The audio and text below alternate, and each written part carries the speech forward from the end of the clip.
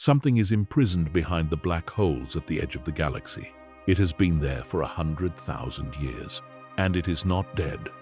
Before Darth Vader, before Palpatine, before the Jedi Order drew its first breath, and the Republic stretched across its first 1,000 worlds, the galaxy already had its secrets, buried ones, the kind that change everything once you understand them, the kind that make you look at the stories you thought you knew and realize you were only ever seeing the surface. Tonight, we go beneath the surface.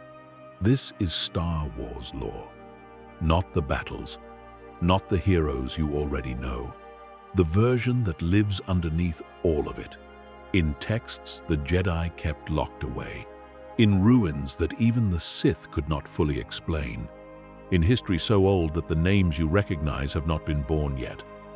And the beings shaping this galaxy were doing it on a scale no civilization that came after them could fully comprehend. What built the hyperspace lanes? What came before the Republic? Who shaped the physical structure of the galaxy itself? And where did they go? And what is waiting in the dark between the stars that every civilization in galactic history has been quietly afraid to look at directly? We have answers. They are older than you expect, and they are stranger. There is no rush, just the long, slow river of this history moving through the dark, carrying everything that ever mattered in this galaxy forward through time until it reached you, here, ready to listen. We begin at the very beginning, and at the very beginning, before anything else you will hear tonight, there were beings so ancient and so powerful that everything the galaxy eventually became was, in one way or another, their inheritance. These beings are known, in the oldest sources, as the Celestials, and understanding them is the first step toward understanding everything else. The Celestials did not leave many records behind. That is the first thing to know about them. Everything we understand about what they were, what they did, and what ultimately happened to them comes second-hand, filtered through civilizations that arose millions of years after them and were themselves ancient by any standard we would recognize. To call our knowledge of the Celestials fragmentary would be generous. What we have are echoes, impressions left in matter and energy and the Force itself. The shape of something enormous, glimpsed through very heavy fog. But even those impressions tell us something remarkable. The Celestials were the first great civilization in this galaxy, or at least the first great civilization of which any meaningful trace remains. They arose at a time when the galaxy was still young by cosmic standards, when the Force had not yet found many of the channels and expressions it would eventually develop across billions of living things, when the worlds that would eventually host the Republic and the Jedi Order and the great Sith empires were either barren rock or had not yet fully cooled from their formation. In this ancient, mostly empty galaxy, the Celestials arose. And when they arose, they did not simply build a civilization the way later peoples would understand the word. They did not simply establish cities and governments and trade routes. They did something on a scale that has no real parallel in anything that came after. The Celestials were engineers, but not engineers in the way we normally use that word. They did not build factories or starships, at least not in any form recognizable to a later civilization. They built on the scale of solar systems, on the scale of star clusters. The Celestials shaped the physical structure of the galaxy itself, rearranging planets and stars and gravitational fields with the same casual precision that a sculptor uses to shape clay. They did this not with any technology that would be recognizable to a civilization that came after them, but through a mastery of the Force so complete and so total that the boundary between what they could accomplish and what we would simply call miraculous, had effectively ceased to exist. Think about what that means for a moment. Really sit with it. There are star systems in this galaxy whose orbital configurations are too geometrically perfect to have formed through natural processes. There are gravitational structures whose arrangement cannot be explained by the laws of physics alone without invoking some external, deliberate shaping force. The Corellian system has planets arranged in a configuration that astrophysicists who studied it thousands of years later could not fully account for. The hyperspace lanes that billions of beings traveled across for tens of thousands of years, never questioning where those lanes had come from, were not natural formations. They were infrastructure, built deliberately, by minds operating on a scale that had no equivalent in anything that came after. Centerpoint Station is perhaps the most dramatic surviving example of celestial engineering that later civilizations actually encountered. When the Republic found it, it was a structure so massive that it defied easy categorization, capable of generating gravity fields strong enough to move planets. The beings who rediscovered it had no idea what they were looking at. They called it a station because that was the closest word they had. What it actually was, at the deepest level of its function, was one piece of a much larger system, one part of a mechanism built by minds that thought on a scale that simply did not translate into the vocabulary of later ages. But the Celestials were more than engineers of the physical galaxy. They were also, in a way that is harder to define clearly, engineers of life itself. The oldest theories and the most carefully preserved fragments of ancient records suggest that the Celestials seeded life across the galaxy deliberately, that the extraordinary diversity of intelligent species which would eventually emerge across thousands of worlds was not a simple accident of independent evolution repeated on a cosmic scale, but the result of a long-term project, a gardening of consciousness that the Celestials undertook over millions of years. Whether this is entirely true or partly metaphorical or somewhere in between is something that the scholars who studied these questions were never fully able to settle. But the evidence is suggestive in ways that are difficult to dismiss. Too many species share too many deep structural similarities for pure coincidence to be entirely comfortable. Too many worlds produced intelligent life within too short a window of cosmic time. The Celestials were tending something, working towards something, building something whose full scope we do not and possibly cannot understand. Because the Celestials disappeared before they left any clear record of what their ultimate purpose had been. Something happened to them. Around 100,000 years before the Battle of Yavin, something happened, and the Celestials were gone. Their structures remained. The hyperspace lanes remained. Centerpoint Station remained. The perfectly arranged orbits of engineered star systems remained. But the builders had vanished. The scholars who later discovered their existence called this the celestial withdrawal, as though the beings had simply chosen to leave. Others believed they had been destroyed, consumed by some catastrophe that the records only hinted at. Others believed they had transformed, that they had evolved or been drawn beyond physical existence entirely, that they had merged with the Force itself in a process that had no precedent and left no clear remains to study.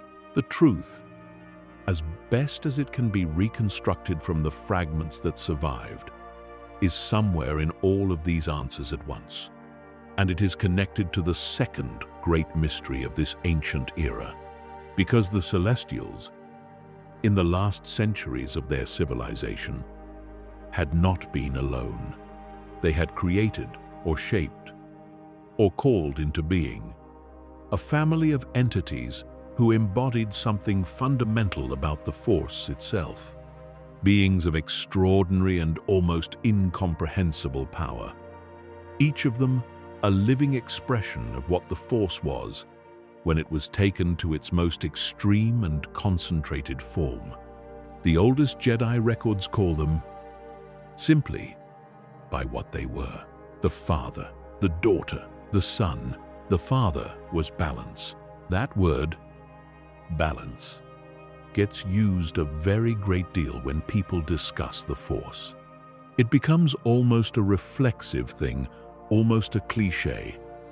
Something people say because it sounds right, without always stopping to think about what it actually means. But here, in this context, in this ancient and almost incomprehensibly remote time, balance means something very specific and very literal. The father was not someone who had achieved a philosophical equilibrium.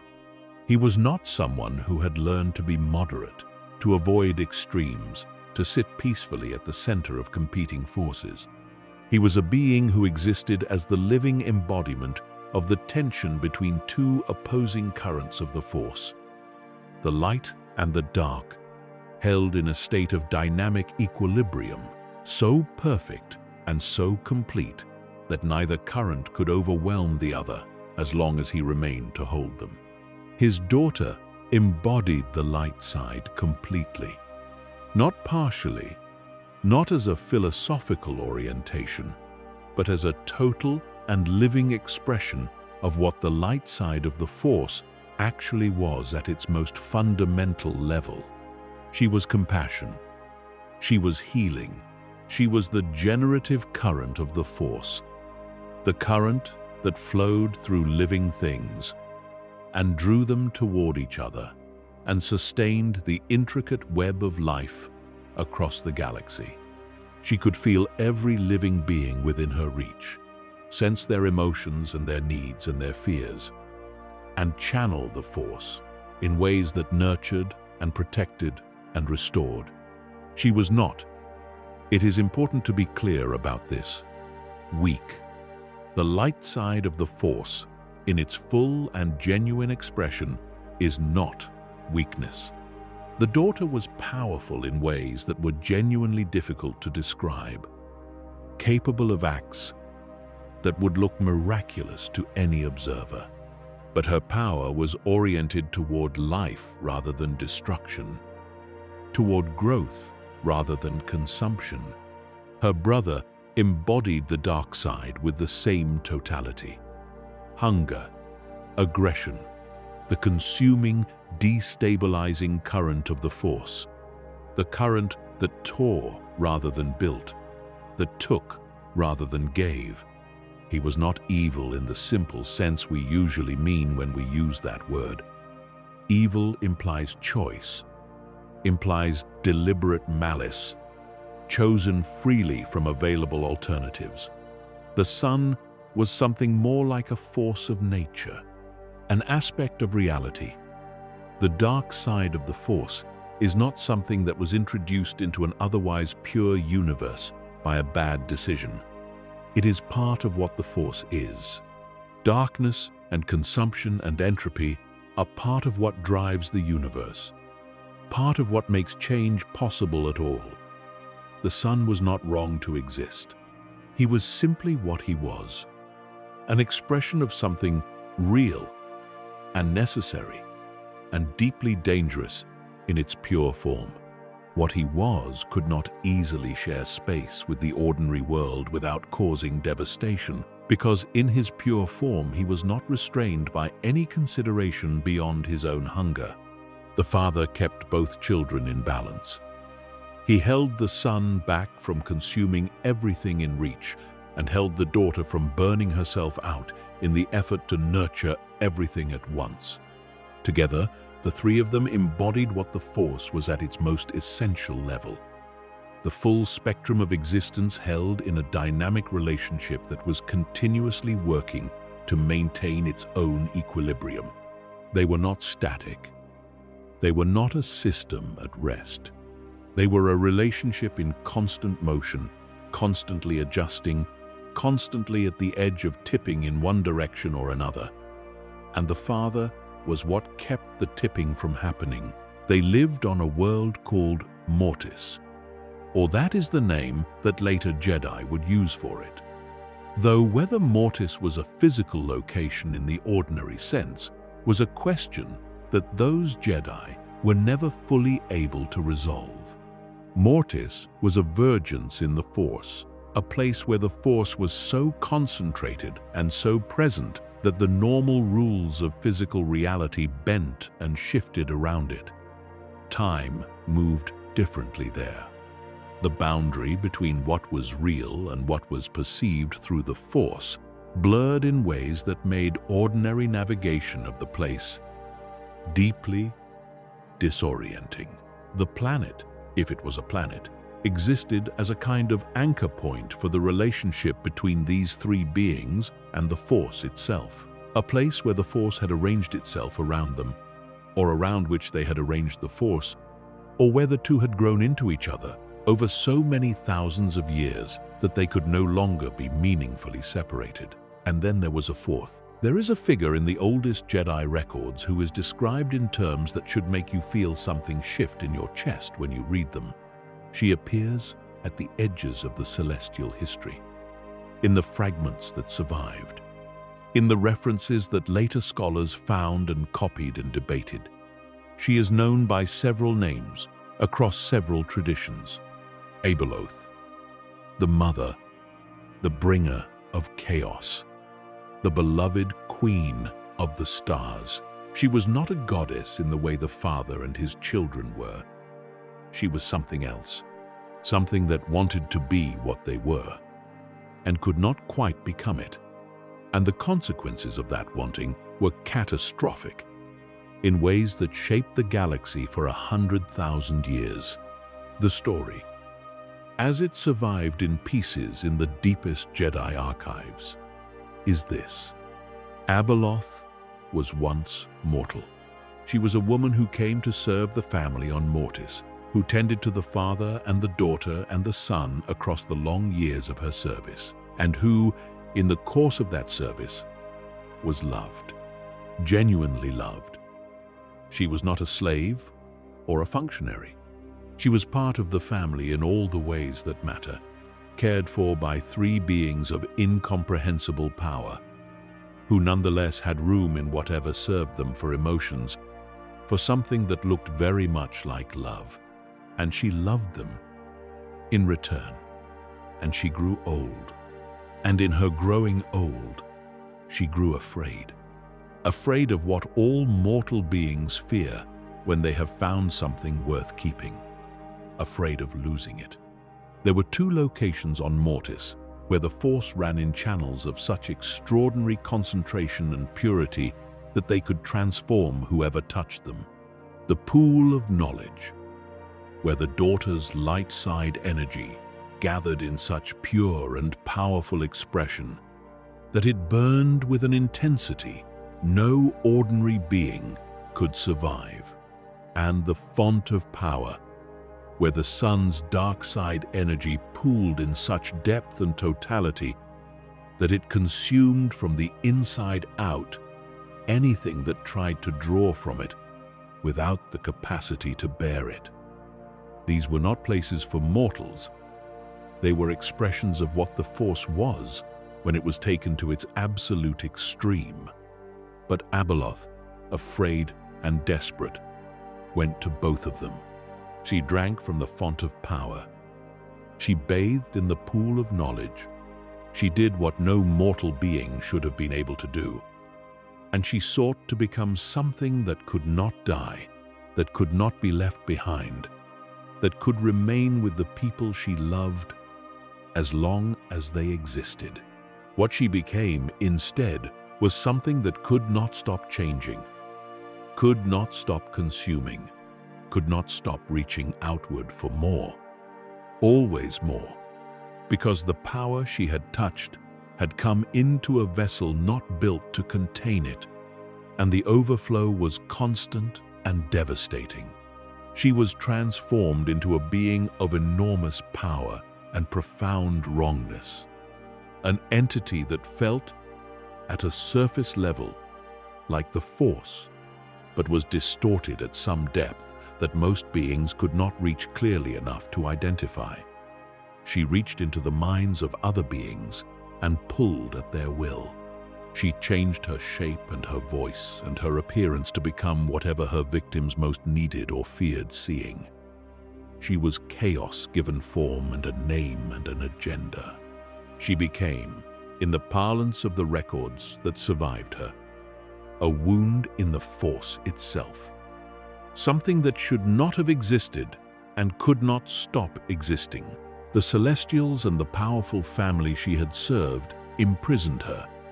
They created the Maw, a cluster of black holes positioned at the edge of the galaxy's navigable space, a gravitational cage of such enormous scale and precision that nothing could escape it without the specific technologies the Celestials had built to allow for controlled transit. Centerpoint Station, which later civilizations would find and call a weapon and use in their own wars without understanding what they held, was part of the locking mechanism that kept Abeloth contained. The Maw was not a natural formation. It was a prison, and Abeloth was the prisoner behind it. She waited there. She did not die because she could not die, because the transformation she had undergone had untethered her from death in ways she had wanted, and from life in ways she had not anticipated. She was something between those two states, neither fully one nor the other, reaching through the walls of her prison with the Force, touching the minds of beings on the edges of the galaxy, calling to them, pulling at them. Sometimes she found beings susceptible to her reach, and she extended herself through them. Sometimes those beings went mad. Sometimes they did things they could not explain and could not clearly remember. The galaxy went about its business, building civilizations and fighting wars and loving and losing and rebuilding. And most of it had no idea that behind the black holes at the galaxy's edge, something was waiting. Think about what that waiting means. While the Old Republic grew across thousands of worlds, while the Jedi Order took shape over centuries of philosophical development, while the Sith rose and fell and rose again in their endless cycles, while Revan walked his long, strange path, and Darth Bane reformed his order, and Darth Plagueis bent his enormous intellect toward the problem of conquering death itself, Abeloth was out there, behind the black holes, reaching, remembering, patient, in the way that only a being who cannot die can be patient. And the galaxy continued. Empires rose. The first true galactic civilization after the Celestials took shape. And it was built by a people who would not have made her list of hopeful successors to the Celestials' legacy. After the Celestials withdrew, the galaxy did not remain empty for long, by cosmic standards. Life was already widespread across thousands of worlds, the consequence of millions of years of development, and in some cases the consequence of the Celestials' own seeding. The diversity of life that had emerged was extraordinary. Thousands of species at various stages of development spread across an enormous galaxy, most of them nowhere near a stage where they would build starships or ask questions about what lay beyond their own world. But development is not patient. Given sufficient time, it tends to proceed. And around 36,000 years before the Battle of Yavin, a civilization emerged that became, for a time, the most powerful presence in the known galaxy. They were not, by most accounts, a kind people. They were not a people building towards something hopeful. They were not the kind of civilization whose story you want to tell your children as a model for what civilization can aspire to. But they were real, and what they built, and what they chose, and what they ultimately destroyed shaped the galaxy for tens of thousands of years of subsequent history. Their name was the Rakata, And their empire was built on darkness in a way that was almost mechanically precise. The Rakata were a species of sharp, amphibious intelligence, predatory in their instincts, aggressive in their ambitions, and in possession of something that gave them an extraordinary advantage over the other developing civilizations of their era. They had a sensitivity to the Force, not the careful, disciplined attunement that later civilizations would cultivate over thousands of years of philosophical development and careful ethical debate. Something rawer than that. Something more like an appetite. The Rakata did not develop a philosophy of the Force. They developed a hunger for it. They learned how to channel its darkest currents and use them directly as fuel to power their technology and drive their expansion. They were not alone in their era.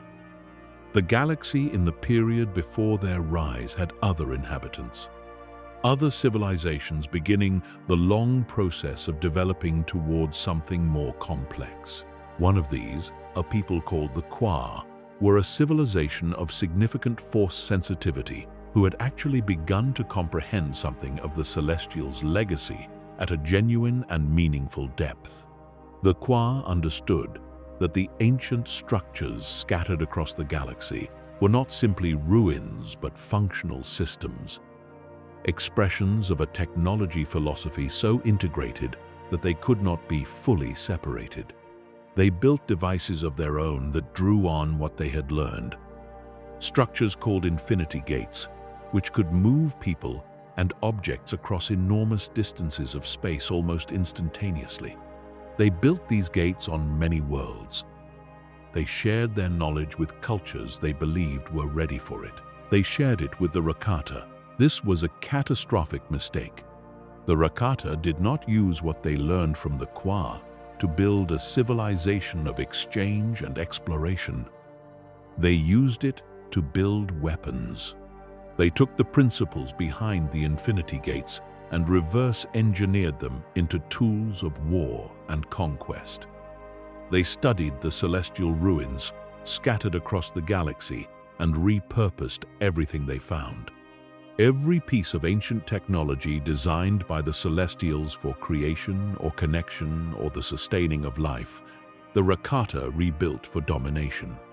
Everything the Celestials had oriented toward the generative was turned by the Rakata toward the consumptive. This was not a small or incidental inversion. It was the defining characteristic of everything they built. Their greatest achievement, their most significant contribution to galactic history, and arguably the most terrifying artifact that any civilization in this galaxy has ever produced, was the Starforge. Picture a factory that orbits a star. Not a small factory, not a facility of ordinary scale. A structure so massive that it functions as its own gravity center, capable of housing automated production systems that dwarf anything a conventional manufacturing civilization could build. Now understand that this factory does not run on conventional energy sources. It draws its primary power directly from the star it orbits, converting stellar output into manufacturing capacity at a scale that simply should not be possible by conventional engineering. Now add the element that makes the Starforge something different in kind from any other manufacturing concept in galactic history. It also runs on the dark side of the Force. It requires, as part of its functional baseline, a supply of negative Force energy, of fear, of suffering, of hatred. It maintains that supply by keeping Force-sensitive beings in continuous states of terror and anguish and feeding that emotional energy into its systems. The suffering of those beings is fuel. The Starforge converts it into starships. That is what the Rakata built. That is what it was, in its most honest description. A machine that ran on the pain of enslaved beings and used that pain to build war fleets. And it worked. By any purely practical measure, it worked extraordinarily well. The Starforge gave the Rakata a military advantage that no civilization they encountered could match. They could lose an entire fleet and replace it before the civilization that had destroyed that fleet had time to repair its own battle damage. For over 30,000 years, the Infinite Empire, which is what the Rakata called the civilization they had built on this foundation, dominated the galaxy through force of arms, backed by a weapon that could not be depleted by attrition and could not be destroyed by any force short of an army already operating deep inside its systems. But the Starforge was doing something to them, something that took time to become visible, and which was perhaps the most elegant and terrible irony in the history of galactic civilization. The dark side energy that the station ran on was not inert. It did not simply flow into the machine and get consumed the way conventional fuel gets consumed, leaving nothing behind in the user. The dark side of the Force does not work like that. It responds to the beings who channel it. It shapes them in return, and the shaping is always in the same direction, always toward more darkness, always toward a greater appetite for the things that feed it, always toward an amplification of whatever darkness already existed in those who use it. The Rakata, who ran the Starforge, who governed the empire that depended on it, who based their entire civilization on its output, were being continuously fed dark side energy by the very thing that made them powerful. And they were changing, they were growing crueler, more driven by the need to consume and dominate, less interested in anything that could not be converted into a resource for the empire's expansion, more willing to inflict suffering because suffering, after all, was what made the machine run. The feedback loop was elegant in a terrible way. The more they used the Starforge, the more their darkness grew. The more their darkness grew, the more efficiently and enthusiastically they used the Starforge. The station was simultaneously building their military and consuming their souls, and they could not see it because the soul consumption was precisely the thing that had stopped them from being the kind of beings who notice that kind of thing. And then, the Force, which is patient in ways that transcend any individual civilization's timescale, did something that later historians would describe with a certain grim precision. It cut them off. The Rakata's technology was not conventional technology. Their ships, their weapons, their infrastructure, their gates, all of it ran on Force energy channeled through their sensitivity to the Force. That was the foundation that everything else was built on. And as the dark side hollowed out that sensitivity, as it consumed and distorted, and finally severed the connection the Rakata had to the Force itself, their technology began to fail. Not all at once, not in a single dramatic moment that anyone could point to as the collapse beginning. It happened slowly, measured in decades rather than days. Ships failed to respond, weapons misfired, communications degraded. The infinity gates that had connected their far-flung empire began to malfunction and then to stop functioning entirely. The infrastructure of the most powerful civilization in galactic history began to crumble from within, because the thing that had been powering that infrastructure had been eaten by the thing they had been using to sustain it. And then came the plague.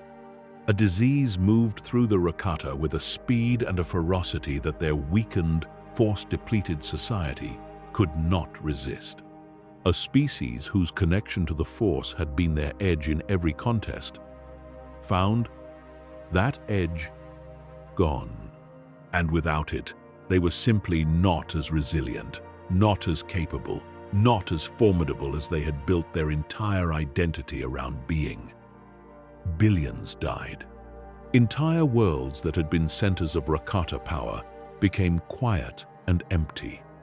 The 500 worlds of the infinite empire, the 1,000 enslaved species, the centuries of accumulated conquest, all of it came apart with a speed that should serve as a lesson about what happens when a civilization builds its entire foundation on something it has used without understanding. The enslaved species rose. Some had been waiting for exactly this for thousands of years, holding the memory of what they had been before the Rakata found them. Now they used it. The Rakata, too diminished to fight effectively, could not hold them. The empire collapsed. Worlds were freed.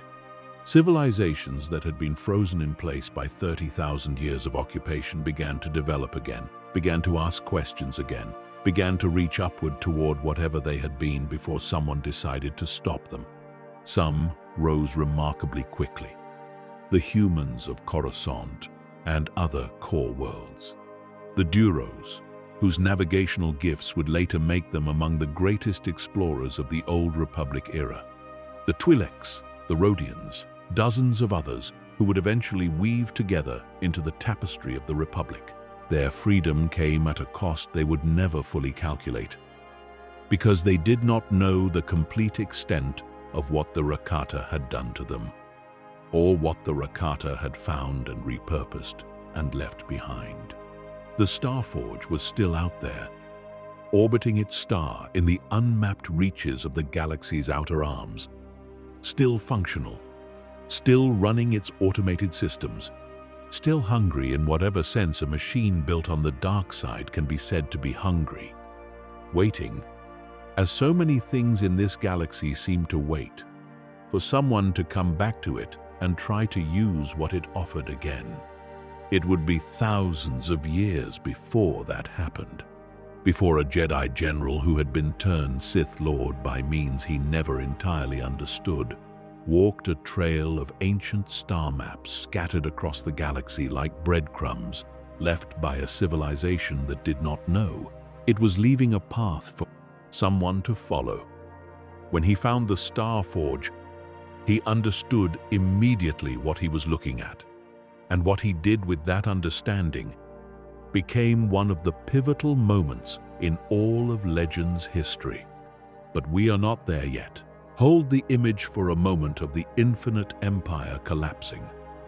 Hold the image of 500 worlds breathing free air for the first time in 30 millennia. Hold the image of the Starforge sitting empty over its nameless star, dark and patient, and full of the accumulated dark side energy of 30,000 years of production. The knowledge of what the Starforge was and where to find it would pass from common knowledge into myth, into silence. Future civilizations would build on the foundations left by the Rakata's collapse without knowing what they were building on. The way new structures always rise from old ruins without the builders fully knowing what they have inherited. From the Rakata's fall, the galaxy began the long process of becoming something recognizable to later eyes. New civilizations developing in earnest. Trade beginning between worlds that had recently been isolated. The Jedi, in their earliest forms, began to take shape. The traditions that would eventually become the Republic began their first tentative development. And somewhere in the ancient Sith homeworlds, traditions that had been building since before the Rakata ever found them began to develop into something with a name and a philosophy and a hunger of its own. The darkness was always there. It was never introduced into an otherwise pure universe.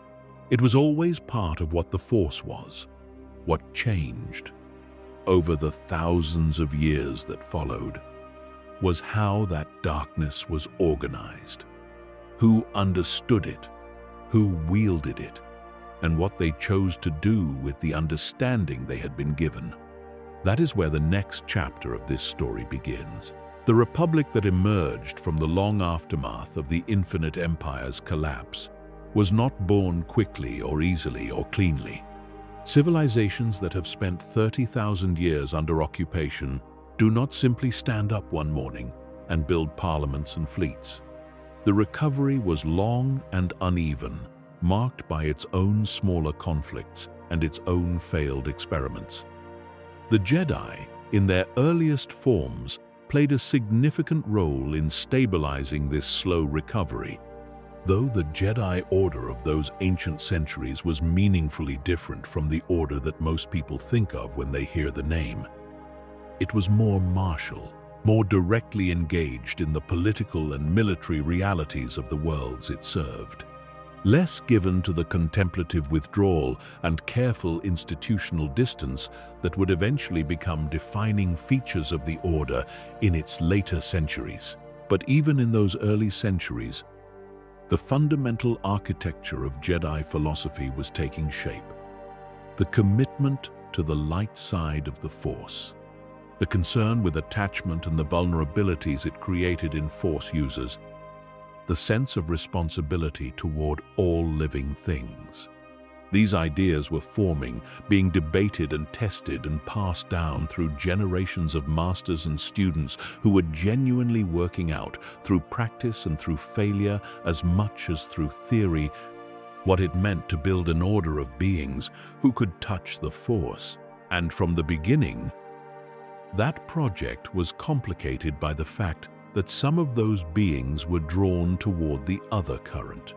Some of the greatest catastrophes in Legend's history began exactly there, with a Jedi who found the Order's limits insufficient and went looking for more on his own terms, and found it, and was found by it, and became something that damaged the galaxy in ways that took generations to repair. One of those catastrophes began with a man named Freedon Nadd. He was a Jedi of genuine talent who fell to the dark side while pursuing knowledge on the ancient Sith homeworlds. He became a Dark Jedi, then a Sith Lord, and eventually conquered the world of Onderon and ruled it as a Dark King for decades before his physical death. But even in death, Nadd was not finished. The dark side offered ways of persisting beyond the ordinary end of a physical life, ways of anchoring consciousness to the world and continuing to act, to influence, to corrupt.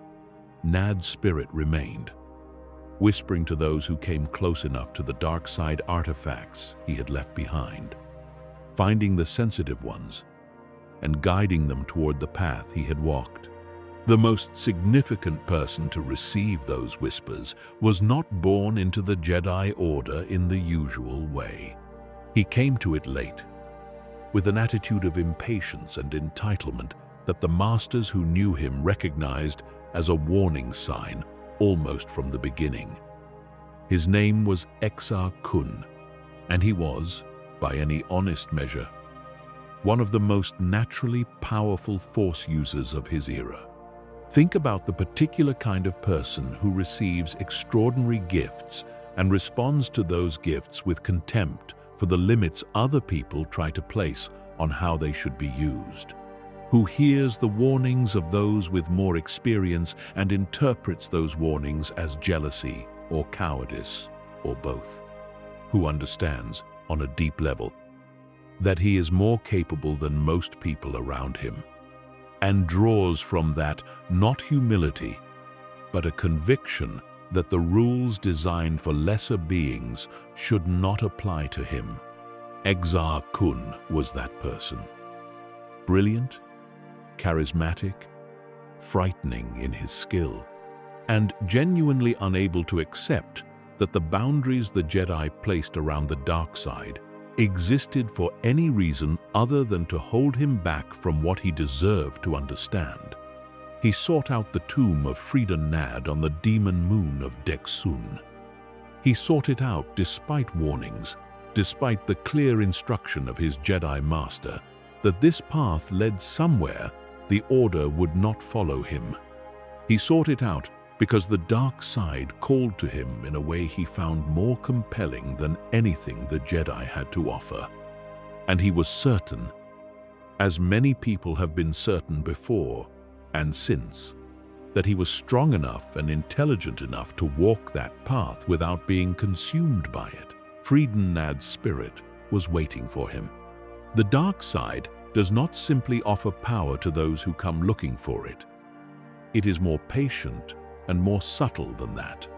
It finds the places where a person already wants something, and it whispers that the thing they want is within reach if only they will stop holding back, stop listening to the voices that tell them to be careful, stop allowing fear dressed up as wisdom to keep them from what they know they deserve.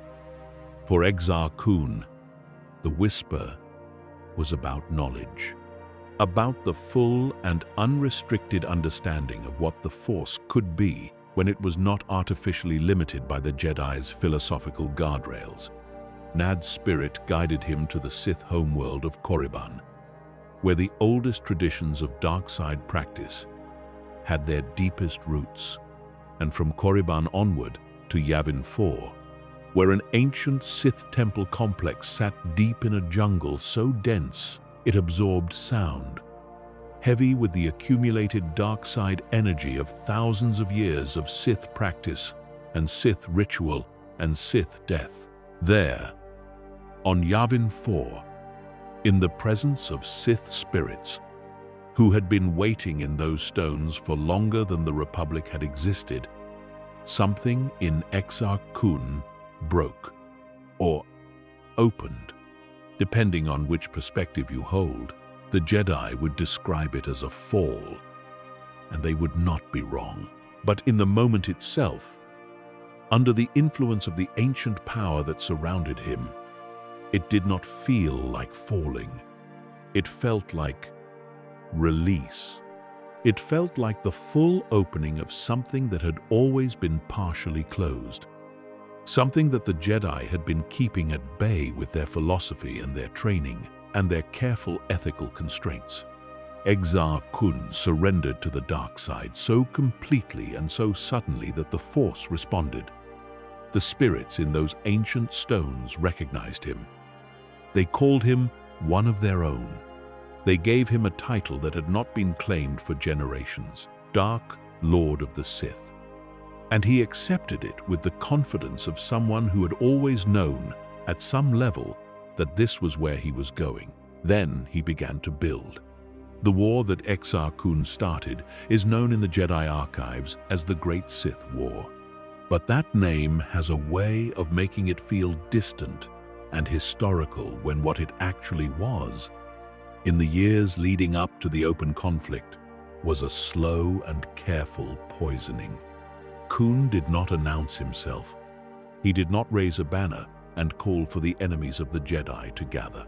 He worked through existing structures, through the ambitions and the vulnerabilities of people who were already partway toward the darkness, and only needed someone to show them the last steps.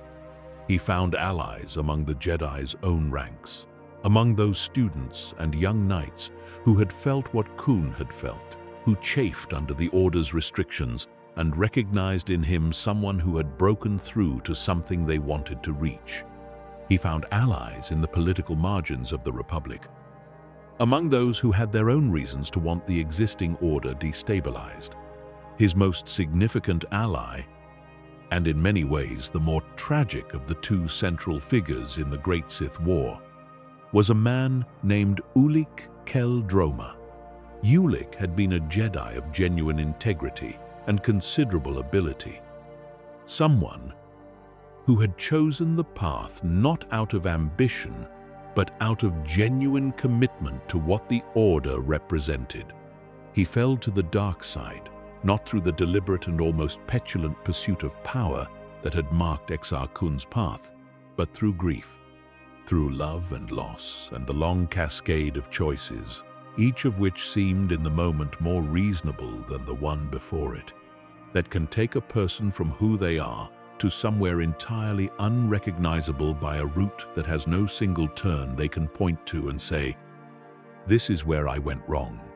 By the time Ulik and Kun found each other, Ulik was already deeply compromised, and the two of them together became a combination the Republic had no framework for. Kun was power without restraint, operating at a level of forceability that few beings in that era could match. Ulik was strategic intelligence, shaped and sharpened by pain, with a knowledge of Republic military structures and Jedi methods that he had spent his career developing and could now direct against the institutions he had once served.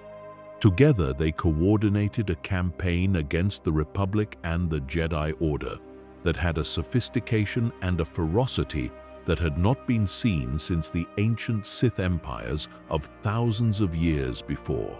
They organized the Krath, a dark side cult that had already been causing problems along the Republic's fringes, into a genuine military force with competent leadership. They reached back through the accumulated knowledge of the Sith tradition and pulled forward techniques and artifacts that the Jedi had believed safely buried or lost or too fragmentary to be dangerous. They corrupted Jedi. Not many, not the majority, but enough to create the particular horror of an enemy that came in part from inside the Order itself. The Great Sith War consumed worlds. The most significant single loss, in terms of what it meant for the galaxy's accumulated knowledge, was the destruction of Ossus. Ossus was the great Jedi library world, where texts and artifacts and records stretching back to the earliest days of the Order had been collected and preserved and studied.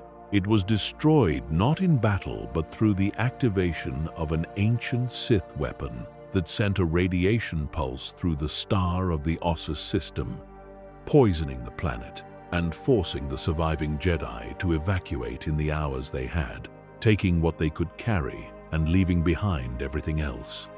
The libraries of Ossus, the centuries of Jedi scholarship and practice and debate, most of it was left behind, buried, lost.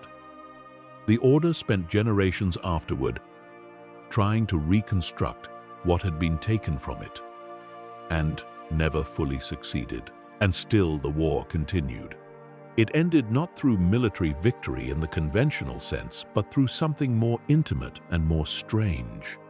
Ulik Qel-Droma, in a moment of personal loss so acute that it cut through everything the dark side had done to him and reached the person he had been before any of this began, was stripped of the Force itself, not through a ritual or a weapon, through grief, through what he saw in that moment, and what it cost him.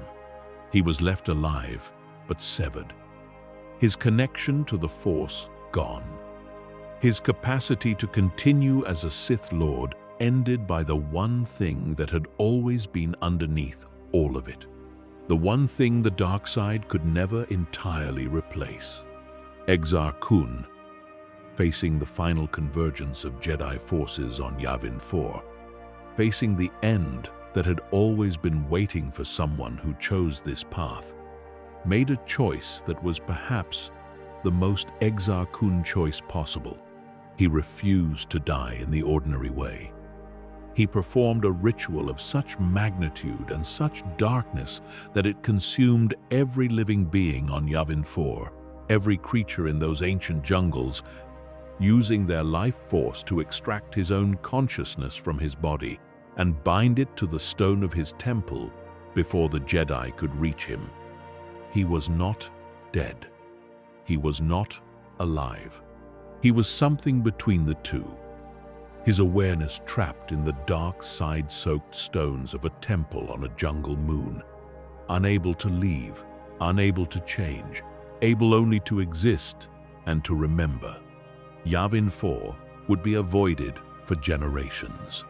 Force-sensitive beings who came within range of those jungles could feel something in them, a weight, a presence, a sense of intent that did not feel like an echo of something that had ended.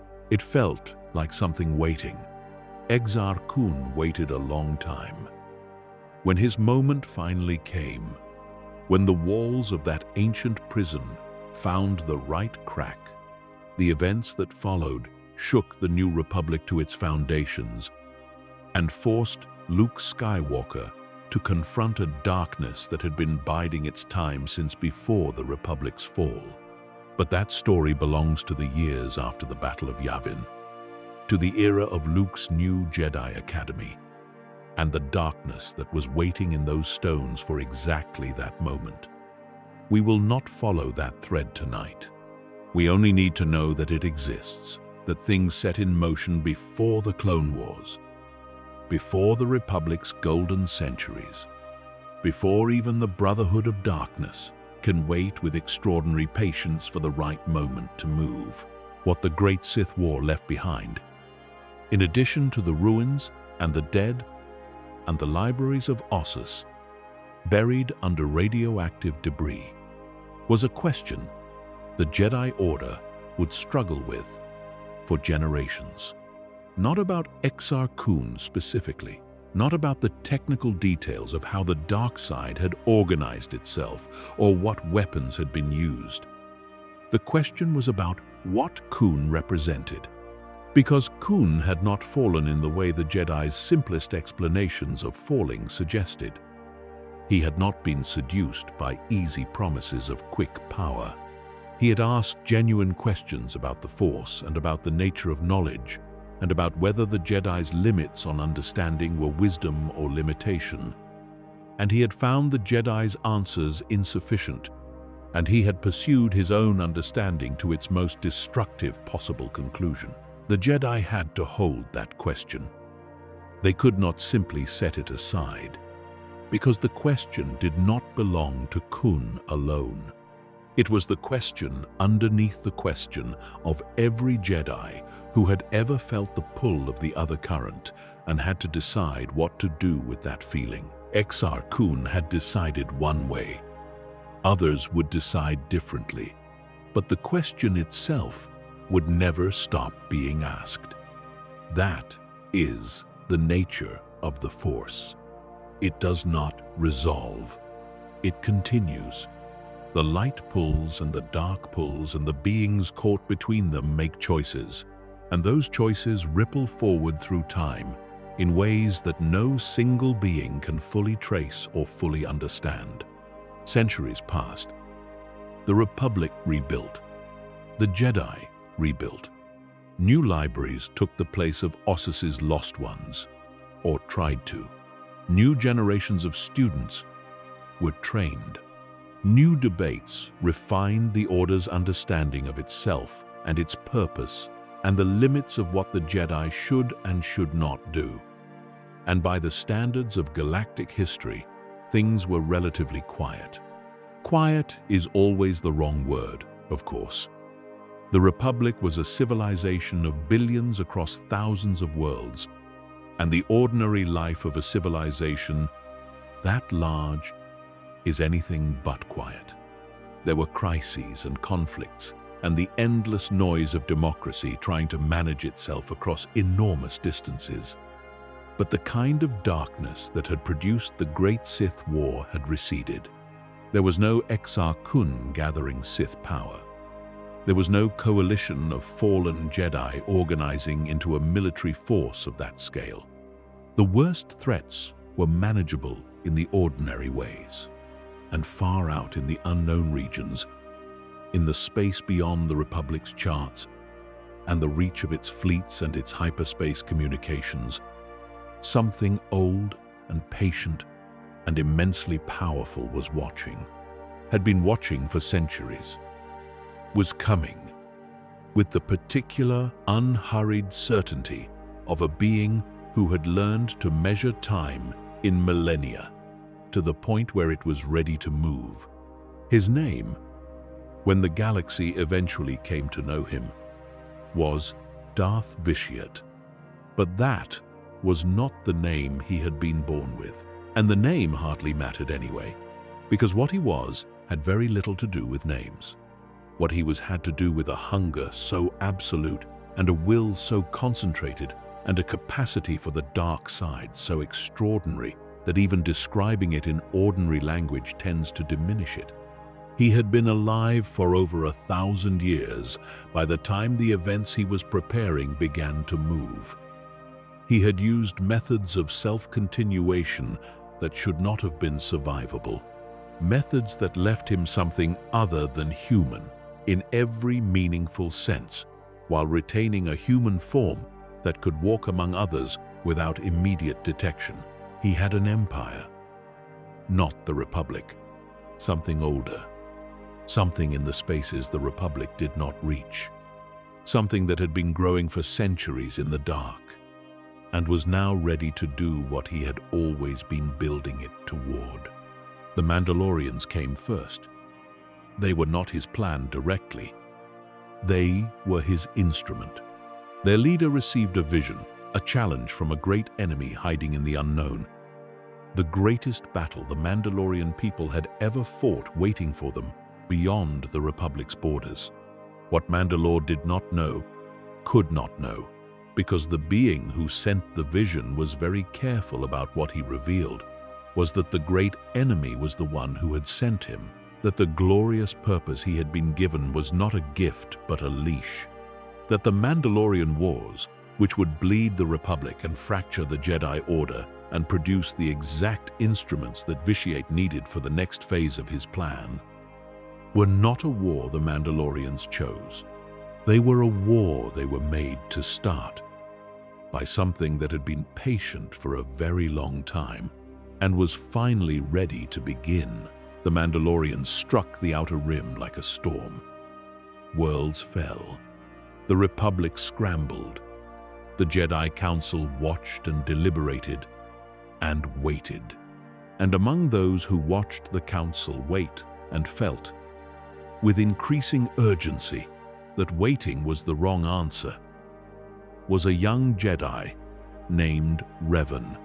He had opinions about this, sharp ones. He believed the Council's caution was not wisdom but failure, and he said so. And when saying so proved insufficient, he made a different choice. He left, and he brought others with him, a generation of the Jedi Order's brightest and most capable, choosing to follow him out of the hierarchy and into a war the Council had not sanctioned. Among them was his closest friend, who would be remembered by the name history gave him later, Malak. Together, they fought the Mandalorian Wars with a skill and a ferocity that turned the tide. The Republic began to win. Revan directed the campaign with a precision that sometimes seemed almost uncanny, and the Mandalorian advance was halted and then reversed, and finally broken at a place called Malachor V, where Revan ended the war with a device that collapsed the gravity fields of an entire planet and the fleets above it in a single cataclysmic moment that killed thousands and left the planet shattered and the Mandalorian fleet destroyed. The war was over. And somewhere in the unknown regions, Darth Vitiate felt his instruments had been sharpened to exactly the edge he needed. Revan, brilliant and hardened by years of brutal warfare and changed by the things he had been willing to do to win, was ready to be pointed in a new direction, ready to be found. Revan would go to the unknown regions because in the debris of Malachor V, he found evidence of what had been behind the war, evidence of a hidden hand, evidence of something older and more patient than anything the Republic had produced. He went to find the answer, and he found it in the throne room of an emperor who had been alive for 1,000 years. And the answer destroyed him and remade him, and what came back from the unknown regions wearing Revan's face and carrying Revan's memories was still Revan, and also was not, because everything underneath had been rewritten. That is the first truth that runs through all of this lore, the thread that connects the Celestials to the Rakata, to Exar Kun to vitiate's shadow over the Mandalorian Wars. The most dangerous things were always the ones that had been waiting the longest. The most significant events were always the ones whose causes stretched back further than anyone living could clearly see. The galaxy was always being shaped by forces older than the civilizations that thought they were shaping it. The Jedi and the Sith and the Republic and all the great dramas of their long history were playing out on a stage that had been built by beings who were gone before any of them were born. Understanding that does not diminish what they did or what it cost them. It only adds depth to it. It only makes the story larger. And the story, as we have only begun to tell it tonight, is very large indeed. The Jedi Civil War did not end cleanly. Wars like that never do.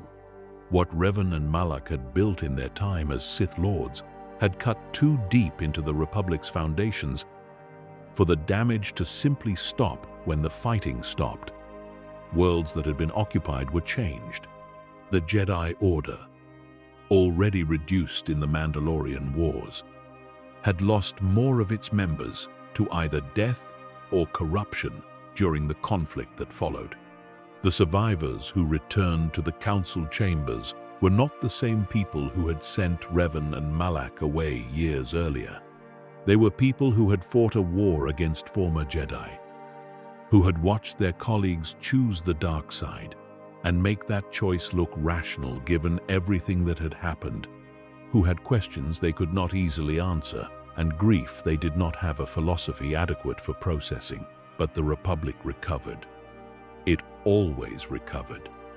That was one of the remarkable things about it, one of the qualities that sometimes made it seem almost impossible to destroy, no matter how much was thrown at it.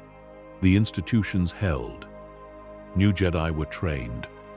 The hyperspace lanes were rebuilt. Trade resumed. The Senate continued its deliberations. The galaxy is very large, and most of the people in it are not especially interested in the grand dramas of Jedi and Sith, except when those dramas reach their front door. When the dramas recede, ordinary life resumes. The Republic's extraordinary resilience was also, in a way, its great blindness. It recovered so reliably from catastrophe that it consistently underestimated the catastrophes that were still coming. Vitiate's empire in the unknown regions continued to grow in the background of the Republic's recovery. Patient and largely invisible, a civilization preparing itself for the moment when its emperor decided the time had come. The Jedi Civil War had given Vitiate almost everything he had wanted from it. The Republic was weakened. The Jedi were reduced.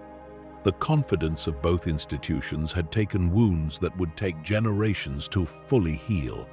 And when the Great Galactic War finally came, when Vitiate's Sith Empire emerged from the unknown regions, after centuries of preparation, and struck the Republic directly at dozens of points simultaneously, the Republic was not ready. The Jedi were not ready. No one had been ready for something this vast and this coordinated, because nothing in recent memory had been this vast or this coordinated. The sacking of Coruscant is remembered as one of the single most shocking days in galactic history. The capital world of the Republic, the center of everything the civilization had built, was invaded while Republic and Jedi forces were occupied elsewhere, while negotiations were theoretically underway. Sith warriors walked through the Jedi Temple and burned it. The symbol of everything the Jedi Order represented, the heart of the institution that had protected the galaxy for thousands of years, was left in ruins while the galaxy watched. The message was not subtle. The message was that the Sith Empire had come back from the unknown regions, having spent centuries learning everything that had ever defeated it, and the Republic would not find it so easy to recover this time. The peace that followed, negotiated under the worst possible conditions at a place called Alderaan, was not a real peace. It was an armistice, a pause in a conflict that both sides understood was not finished. The Sith Empire held territories it had taken. The Republic was deeply fragmented, its military depleted, its Jedi Order rebuilding from a temple that was still being repaired. Both sides knew more war was coming. The question was only when, and over what, and who would find the better angle of approach.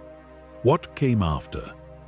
Across the long decades of cold hostility and occasional hot conflict was darkness of a different texture than what had come before.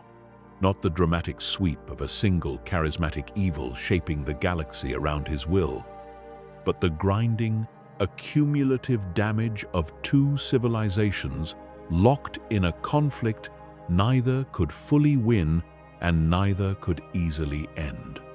Worlds suffered. People died. The force, which runs through all living things and responds to what living things experience collectively, was heavy with grief across the whole expanse of the known galaxy. You can read that sentence and understand it intellectually, but try to feel it for a moment. Billions of beings, across thousands of worlds, living with the constant, low-level awareness that the galaxy was broken in some fundamental way and that no one in authority had a clear path to fixing it. The particular exhaustion of a civilization that has been at war, in one form or another, for so long that no living person can clearly remember what genuine peace felt like. And through all of it, Vitiate endured and planned, and continued the slow, careful process of conducting experiments in consumption that made the Starforge's dark side energy absorption look primitive. He had moved beyond Nathema, beyond draining a single world. He was studying what it would take to drain a whole galaxy, what it would mean to absorb the force energy of every living thing in the known universe into himself in a single ritual of inconceivable scale. Not because he needed to do it immediately, because he wanted to know if it could be done, because the question interested him, because the man who had killed his entire village at age 10 to observe what it felt like had grown over 1,000 years into something whose curiosity had only expanded proportionally to his power. That moment, when it came, was one of the darkest passages in Legend's history, and its full telling is its own long night's worth of lore. What matters for tonight is the broader shape, the arc.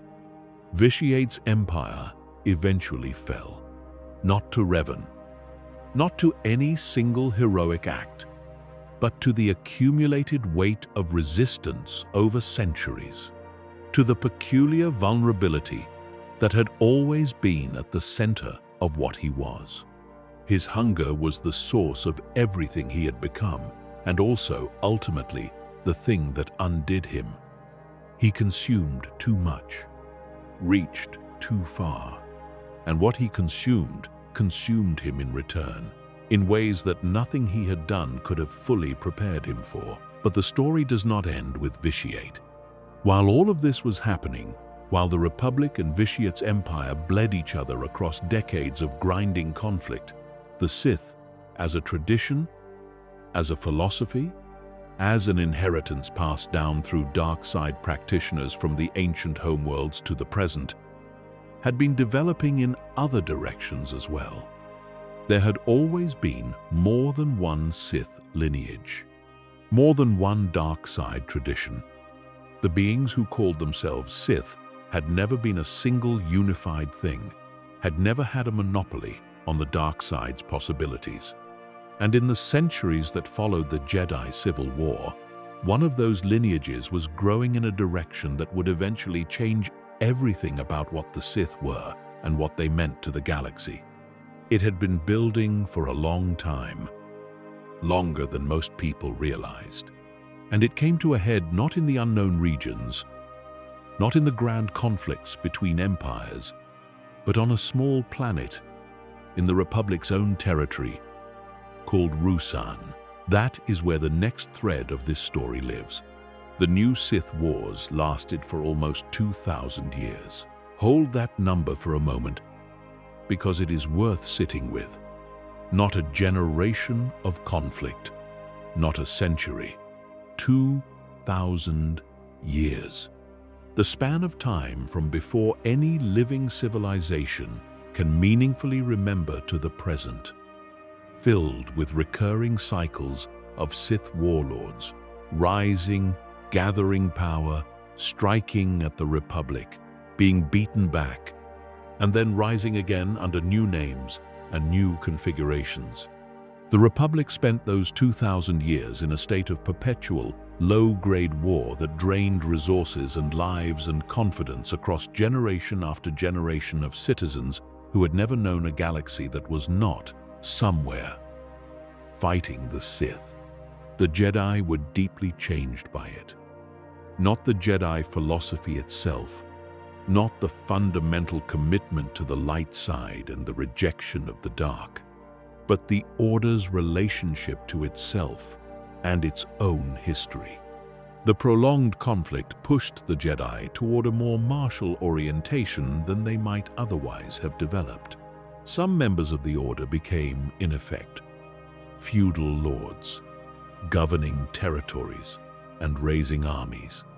The clean, contemplative ideal of what a Jedi should be, that image of a guardian rather than a ruler, came under enormous pressure from the reality of being the galaxy's primary defense against a threat that never went fully away.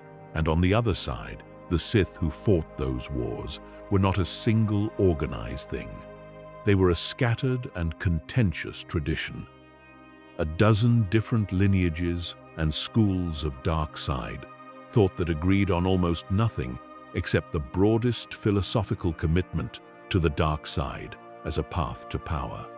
They fought each other as readily as they fought the Jedi. They schemed against their own allies. They rose on the strength of individual charisma and power and fell when that charisma ended or that power was overcome.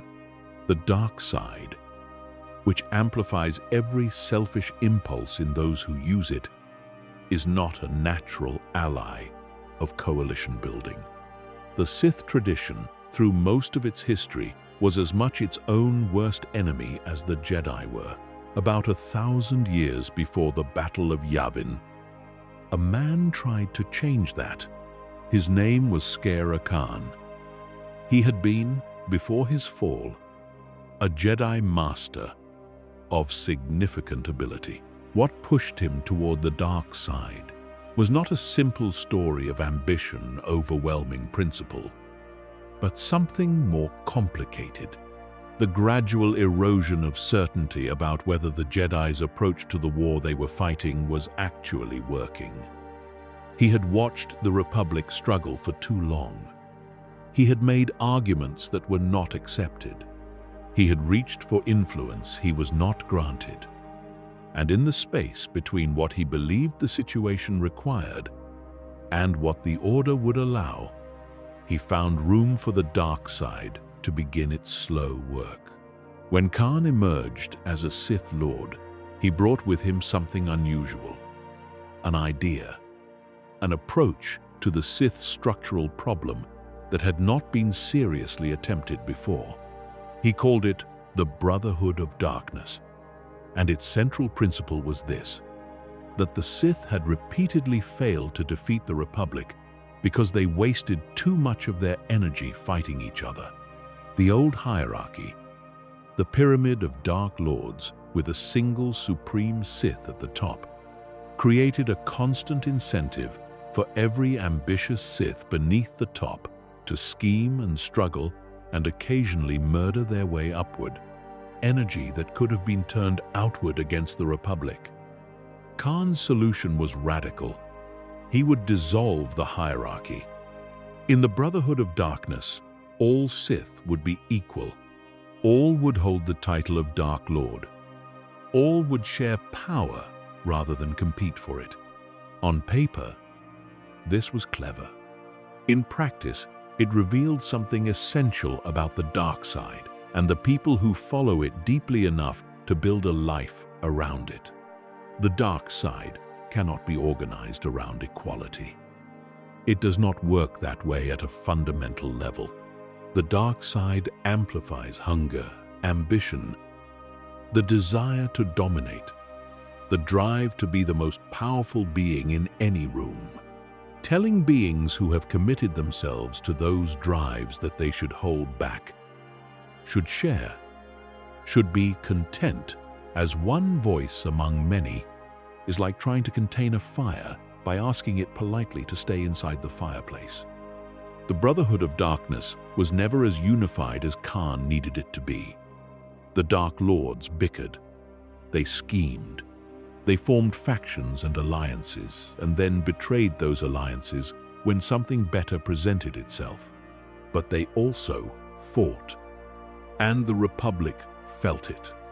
The army of light that the Jedi assembled under a master named Lord Hoth was formidable, and the Jedi fought with everything they had but the Brotherhood, for all its internal chaos, had numbers and power and the willingness to accept casualties on a scale that the Jedi could not match.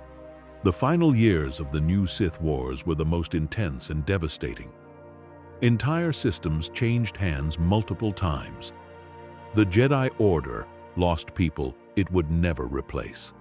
The conflict converged, finally, on Ruusan, a small, unremarkable planet that would become one of the most significant locations in galactic history simply because it was where things ended. 7 battles were fought on Ruusan. 7. The planet was churned by them, its terrain reshaped, its atmosphere darkened with the smoke of weapons and bodies. After 6 battles that decided nothing permanently, the 7th gathered every significant combatant on both sides and held them on that battered world until something broke. What broke was Kaan. There was a Sith Lord in the Brotherhood who had never believed in what Kaan was building. He had watched the whole project with a cold, analytical intelligence that found the Brotherhood's premise philosophically bankrupt. His name was Bane. And the contempt he felt for Kaan's vision was not the contempt of ambition, not the familiar Sith jealousy of one Dark Lord for another. It was something more considered than that. It was the contempt of someone who had studied the history of the Sith carefully enough to understand why they always failed, and who had arrived at conclusions about that failure that Kaan and the rest of the Brotherhood had never been willing to entertain. The Sith failed, Bane believed, for a reason that was structural rather than incidental.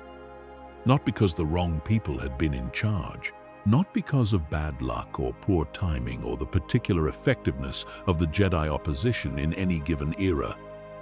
They failed because of what they were, because the dark side of the Force, in the way that Sith tradition had always organized itself, was self-defeating at scale. Put enough Sith in one place, and they will destroy each other before they destroy their enemies. Give them shared goals, and they will pursue those goals only until a better goal, a personal one, presents itself. The Brotherhood of Darkness was not a solution to this problem. It was a particularly optimistic version of the same mistake. Bane had been working quietly within the Brotherhood toward a conclusion that none of his colleagues would have willingly helped him reach.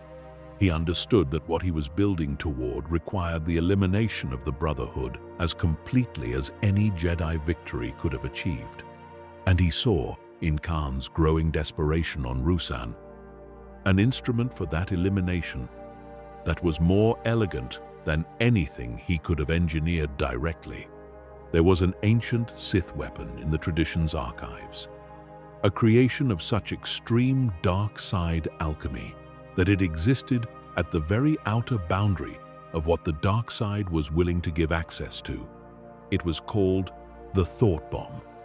To create it, multiple Sith Lords had to combine their power in a ritual that drew the dark side of the Force in on itself, concentrated it, collapsed it into a sphere of absolute destruction that could then be released to annihilate every Force-sensitive being within its radius.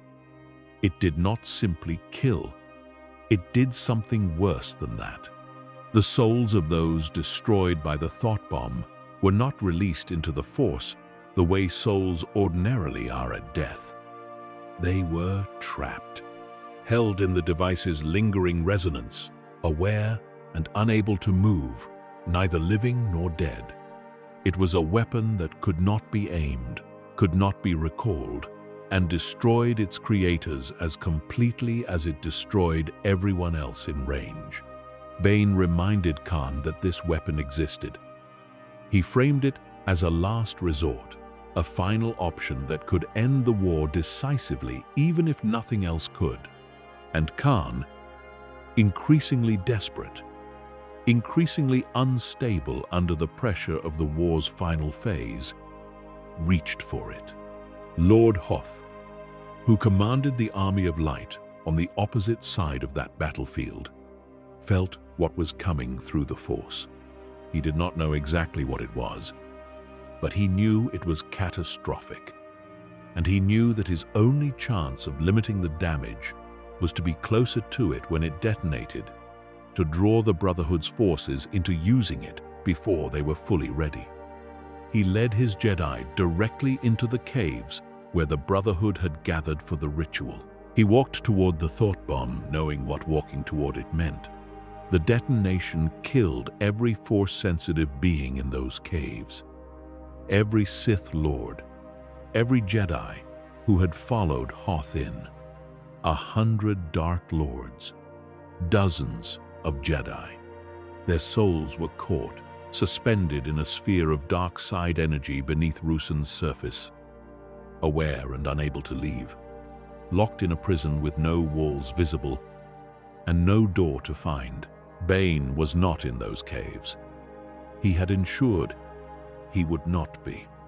He had calculated exactly how to position himself outside the radius of the Thought Bomb's effect, while appearing to his Brotherhood colleagues to simply be where circumstances had placed him.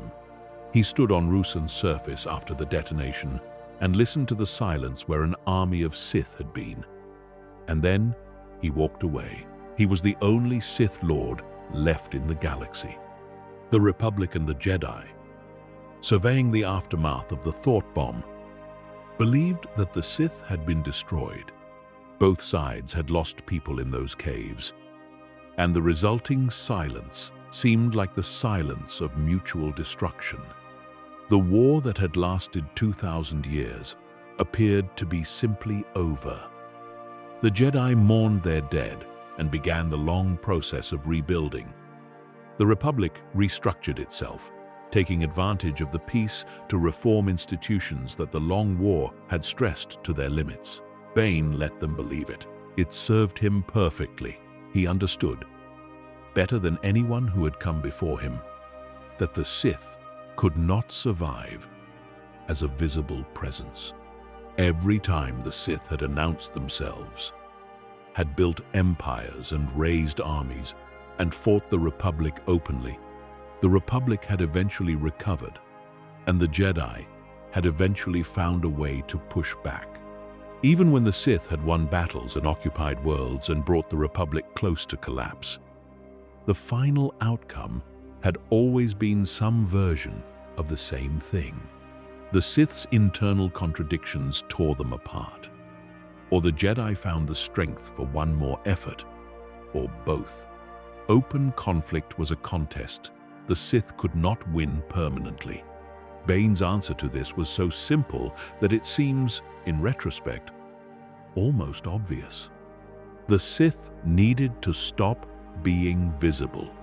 They needed to operate in the shadows, in the spaces the Jedi did not look, using the tools of manipulation and patience and long-term planning rather than the tools of open warfare. And to do that effectively, to actually make it work rather than simply survive for a generation before being found, they needed to solve the problem of the dark side's tendency towards self-destruction. The answer was a doctrine he would spend the rest of his life refining and passing on. The rule of two: one master, one apprentice, no more. The master embodied the full accumulation of Sith knowledge and power and held it against the moment when it could be used. The apprentice learned everything the master had to teach, added their own understanding and capability, and when they had grown strong enough, challenged and killed the master and took their place. Then they found their own apprentice, and the cycle continued. Each generation inheriting everything the previous generation had built and adding to it. Knowledge accumulating rather than dissipating. Strength growing rather than fragmenting. And at every stage, the Sith remained two. Just two.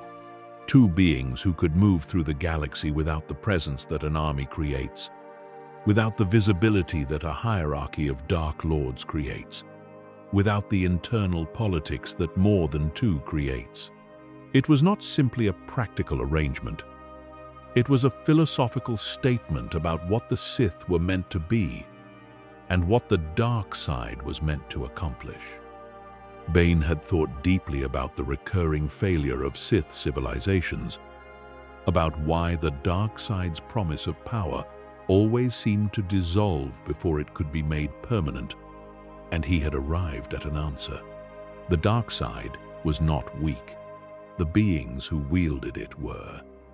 They were too eager, too impatient, too focused on the pleasures of power in the present moment to invest properly in the power of the future. Bane's rule of two was an attempt to harness the dark side's genuine strength and force it into a form that could survive long enough to actually win. He found his first apprentice on Ruusan itself, among the orphans that the war had left behind. Her name was Zannah. She was a child when he found her, and she was already showing signs of Force sensitivity that, in a different world, would have seen her on a path to the Jedi Order. Bane did not approach her the way the Jedi would have. He did not offer reassurance or gentleness or the careful cultivation of trust that the Jedi used when they found children gifted in the Force. He offered her something the dark side has always offered more honestly than the light. Power over the helplessness she was already feeling. Truth dressed in darkness, but truth nonetheless. The world had shown her how fragile ordinary life was. Bane showed her a path toward making herself something other than fragile. Bane trained her with a rigor and a thoroughness that he would not have extended to an apprentice if he had believed in the old Sith way of hoarding knowledge and withholding the crucial pieces that gave a master security over a student. He taught her everything, because in the rule of two, the master's only true legacy was an apprentice who exceeded them. An apprentice who could not surpass the master was a failure of the master's investment. Zannah would eventually kill Bane and take his place. That was, in the most literal sense, the point. That was the moment the system was designed to produce. The rule of two had begun, and the galaxy, which believed the Sith were gone, which had given the Order its funerals and written its histories of the war's conclusion and moved on to the 1,000 ordinary concerns of a civilization at peace, slept. It slept deeply, and without the particular vigilance that comes from knowing something is still out there. It slept the way people sleep when they believe the danger has passed. And in that sleep, something patient and dark, and more disciplined than anything the Sith had ever managed to produce before, continued its work, quietly, in the spaces no one was watching. How do you describe 1,000 years of nothing? Or rather, not nothing. 1,000 years of everything continuing as normal, of the ordinary life of a vast civilization proceeding exactly as it appeared to be proceeding, with no awareness that somewhere within it, something was waiting and growing and patient in a way that nothing in that civilization's history had prepared it to recognize. The Sith lineage that Bane began did not stop. It continued, from master to apprentice, generation by generation, through 1,000 years of Republic history that the Jedi monitored and the Senate governed and ordinary citizens lived through without any indication that anything was wrong. Bane passed his knowledge to Zannah. Zannah passed it forward to her own apprentice. That apprentice passed it forward. The chain continued, each link adding to what had come before. Each Sith Lord accumulating the insights and the techniques and the strategic understanding of every predecessor in the line. The knowledge was not simply preserved, it was refined, sharpened, added to. The names of the Sith who carried that torch across the middle centuries of the millennium are mostly lost. The Banite Sith were not interested in visibility. Leaving records that could be found meant leaving trails that could be followed.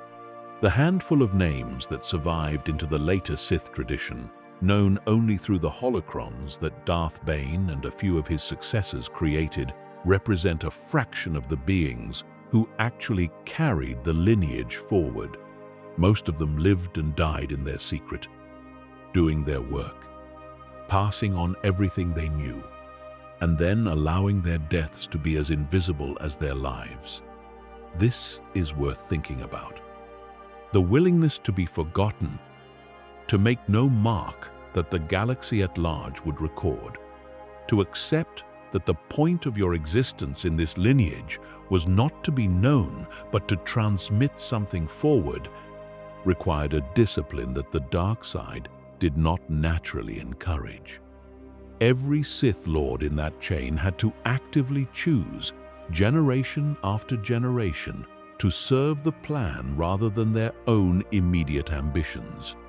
Bane's structure enforced this. But no structure enforces itself perfectly for 1,000 years without the beings inside it genuinely internalizing its logic. The Banite Sith in those centuries were not resting, they were working. Not visibly, not in any way that would have attracted Jedi attention, but with a consistency and a discipline that the Sith tradition had never previously managed to sustain.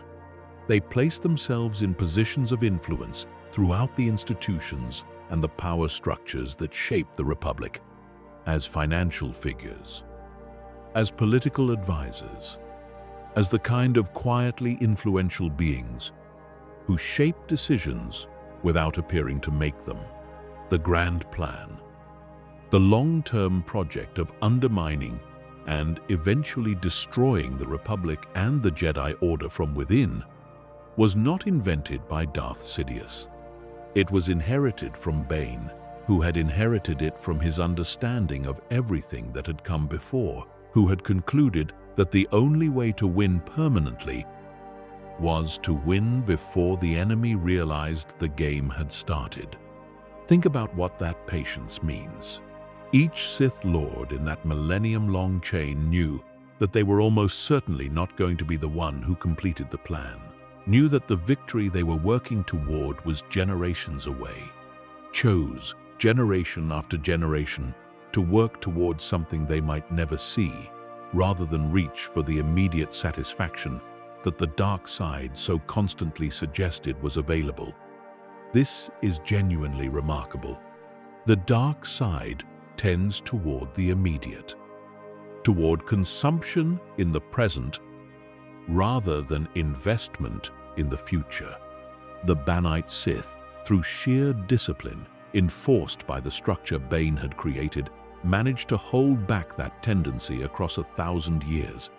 The Jedi, during this period, came close to discovering the truth on several occasions. Individual Jedi sensed disturbances that pointed toward a dark side presence operating within the Republic. One young Jedi Padawan fell to the dark side and raved, before being defeated, about a Sith tradition still operating under a rule of two. The Council investigated. The Council filed the report. The Council concluded that the raving of a fallen Jedi was not sufficient evidence to upend 1,000 years of certainty about the Sith's extinction. The certainty was comfortable, and comfort for the Jedi of that era had become a habit they did not fully recognize in themselves. There is something almost heartbreaking about this, if you sit with it long enough. The Jedi Order that walked through those quiet centuries was not a failing institution by ordinary measures. It was active and engaged and genuinely committed to the light. Its members were, by and large, good people trying to do good things in a complicated galaxy. They mediated disputes. They protected the vulnerable. They trained young Force sensitives with genuine care and tried to give them what they needed to be whole. The Order produced thousands of Jedi across those centuries who served with real integrity and real courage and real wisdom. None of that was false, and none of it was enough to see what was coming.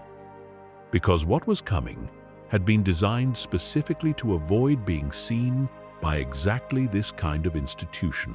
The Sith did not need the Jedi to fail in their ordinary work.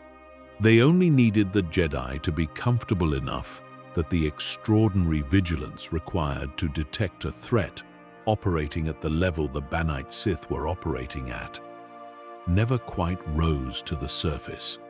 The Order was being lulled, not by any active intervention, but by the simple absence of catastrophe. 1,000 years without a Sith war had taught the Order, gradually and almost invisibly, to believe that a Sith war was behind them rather than ahead. This was itself part of the grand plan, not a plan that any single Sith Lord had imposed on the Jedi, but a natural consequence of the kind of peace that follows a long war. The Jedi had turned inward. They had become more philosophical, more procedural, more given to the contemplative practices that are the best of what the Jedi tradition offers, and, when pursued without the discipline of active engagement with the world, can become a quiet retreat from the very thing those practices are meant to prepare a Jedi for. The Order was not corrupt. It was not evil. It was comfortable. And comfort, in the Jedi tradition, has always carried the seeds of a particular kind of blindness. The Sith did not create this.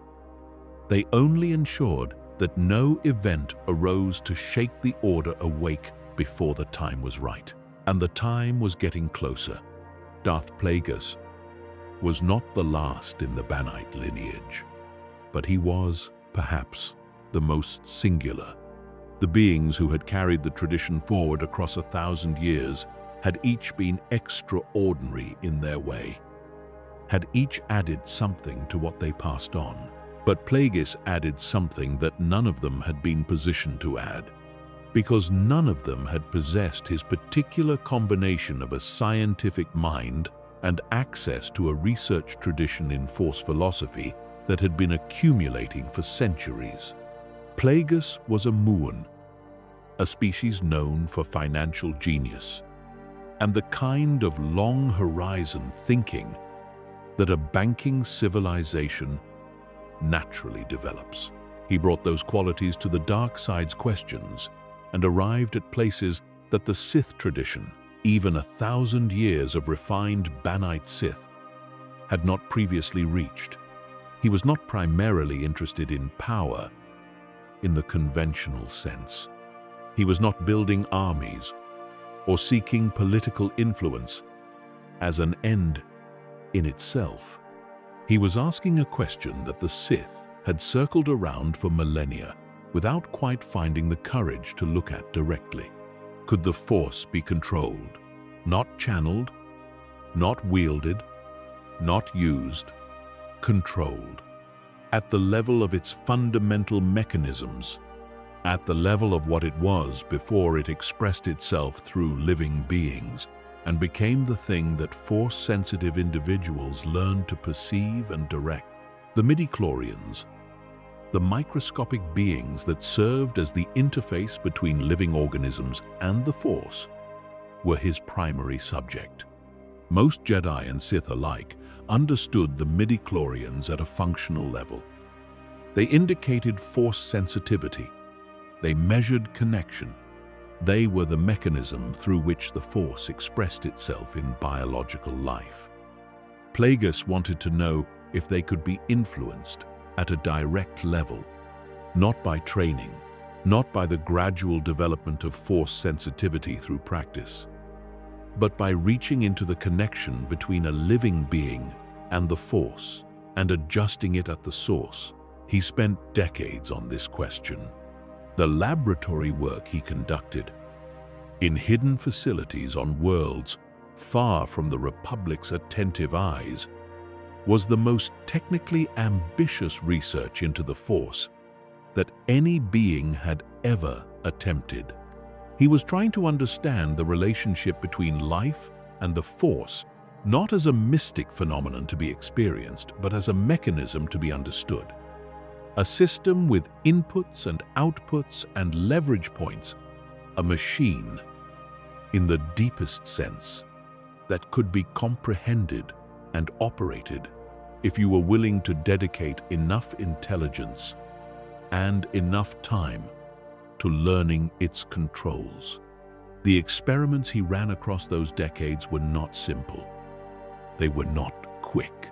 They required subjects, Force-sensitive beings, whose midi-chlorian interactions he could study at the most granular level his instruments could reach. They required failures that he documented with the same precision he documented successes, because understanding why something did not work was as useful as understanding why something did.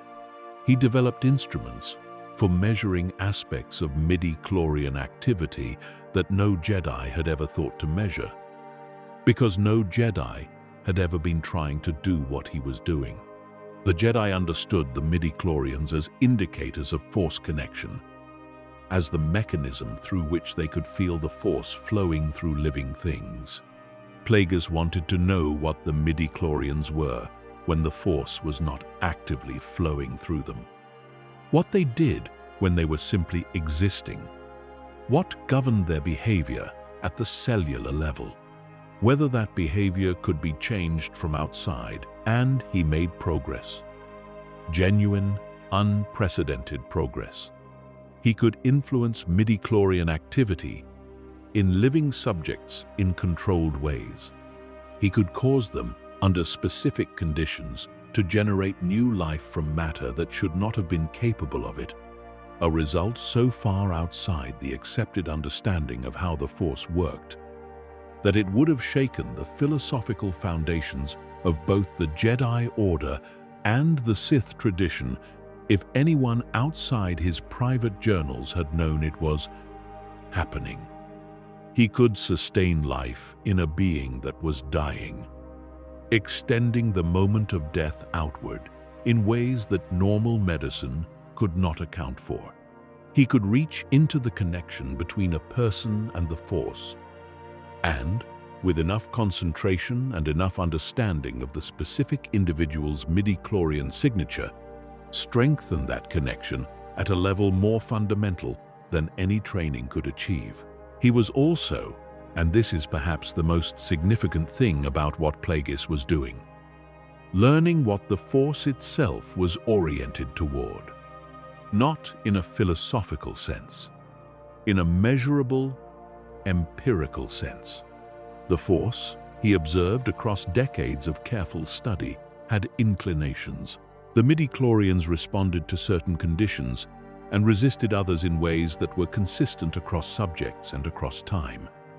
The Force had something like preferences, expressed not as will in the way a person has will, but as structural tendencies that shaped what the midi-chlorians were willing to do and what required significantly more energy to compel. It resisted the artificial creation of life in ways that suggested it had views on where life should come from and how. It resisted the extension of individual life beyond its natural endpoint in ways that suggested it had views on death too. Plagueis logged these resistances carefully, because to a Sith scientist, resistance is not a reason to stop. It is information about where to apply more force. He was, by the height of his career, doing things with the Force that no one before him had done. And he was also, in the deepest chamber of his ambition, working toward the thing all of this had always really been about. Not knowledge for its own sake, not even power in the conventional Sith sense. He wanted to solve death the way an engineer solves a structural problem, by understanding exactly how it works and building around the constraint. Not the spirit-based persistence of dark side practitioners who bound their consciousness to an artifact after death.